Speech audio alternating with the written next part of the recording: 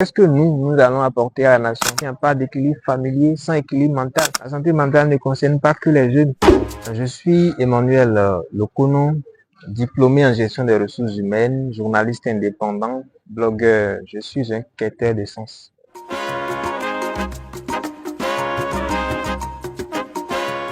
L'atelier de formation Équilibre 30 est un atelier initié dans le cadre de la célébration de mes 30 ans d'anniversaire. C'est un atelier de formation qui porte sur la santé mentale et qui aura lieu évidemment le 1er février prochain. L'objectif principal de cet atelier, c'est de former les jeunes, de les outiller sur les techniques de gestion de leur stress, de la dépression, de l'anxiété. Parce que nous sommes dans un monde aujourd'hui où les pressions professionnelles, les pressions sociales et les pressions familiales sont nombreuses. Et donc, il faudrait qu'ils aient ces armes-là à leur disposition pour pouvoir mieux prendre soin de leur santé mentale.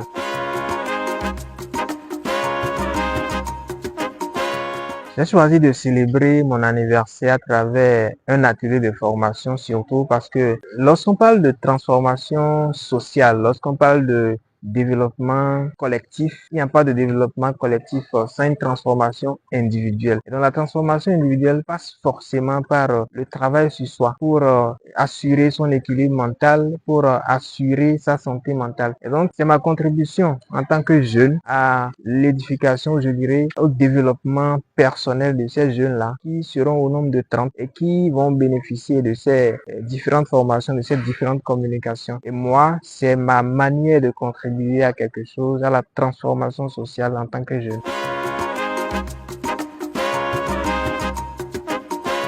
Cet atelier que j'organise s'aligne avec mes valeurs parce que je me positionne en tant que jeune sur différents objectifs de développement durable. Parmi ces objectifs de développement durable, il y a bien-être, santé et bien-être. Il y a également l'éducation de qualité. Et quand on parle de santé et bien-être, il y a forcément la santé mentale. Il y a forcément également l'éducation à la santé mentale.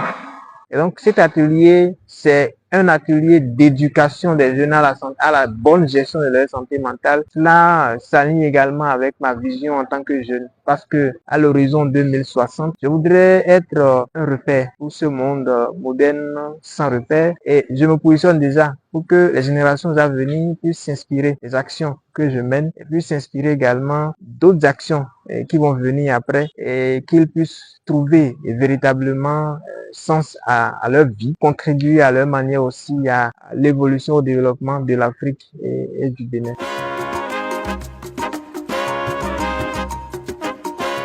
Le thème principal abordé ou à aborder au cours de cet atelier, c'est prendre soin de sa santé mentale dans un monde exigeant. Il y a des sous-thèmes et parmi ces sous-thèmes, nous avons entre pression sociale et professionnelle, comment éviter la noyade mentale. Nous avons également un sous-thème dédié à la guérison des blessures intérieures. Et face à ces blessures intérieures, quelles sont les stratégies qu'il faut adopter pour pouvoir maintenir son équilibre mental. Nous avons d'autres échanges au cours de cet atelier. La cible principale, c'est les jeunes. Les jeunes qui ont des problèmes de santé mentale parce que quand on parle de santé mentale aujourd'hui, c'est un problème, une thématique d'intérêt général. Il n'y a pas les jeunes, il y a tout le monde. Parce que la santé mentale ne concerne pas que les jeunes. Ça concerne les professionnels, ça concerne les non-professionnels. La preuve, on a eu parmi les inscrits des gens qui sont professionnels, d'autres qui sont dans les activités libérales, d'autres qui sont commerçants ou commerçantes. Donc tout le monde est concerné par cette activité-là que nous organisons.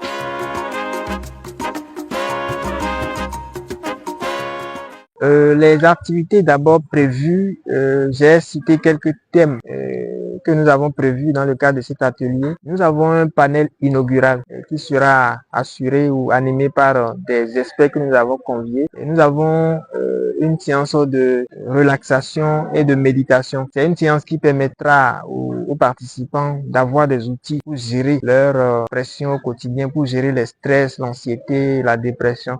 et pour ne pas sombrer également dans les AVC, parce que nous sommes dans l'actualité, on voit combien de jeunes sombrent dans cette maladie imprévue. Il y a également la projection de 2 films portant sur la santé mentale. Il y a un partenaire qui assure cette projection-là, et puis des échanges interactifs avec des experts au cours donc de cette activité. Alors, nous avons eu la chance d'avoir avec nous beaucoup de spécialistes, des coachs en développement personnel, des communicatrices en santé. Nous avons un psychanalyste qui est également spécialisé dans l'interprétation des rêves, donc il maîtrise bien le domaine et pourra vraiment accompagner les participants à pouvoir sortir de leur situation qu'ils nous ont présentée d'ailleurs dans le formulaire d'inscription.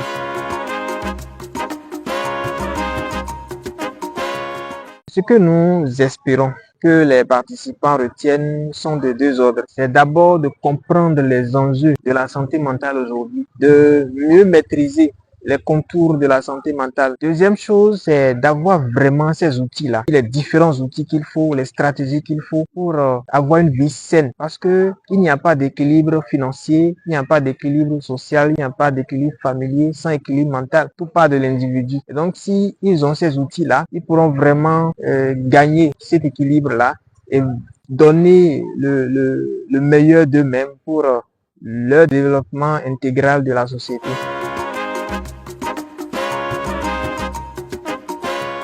Je pense que l'activité que nous organisons, ça ne va pas s'arrêter là parce que nous avons pour ambition d'impacter vraiment les jeunes, les générations qui viendront après nous, même les jeunes de notre génération. D'ailleurs, il se pourrait bien que nous continuions avec d'autres éditions de Équilibre 30. Même si nous ne continuons pas avec Équilibre 30, nous envisageons d'autres activités dans le cadre de nos anniversaires, même si ce n'est pas notre anniversaire, dans d'autres cadres, nous allons forcément organiser d'autres activités à grand impact pour les jeunes autour de nous.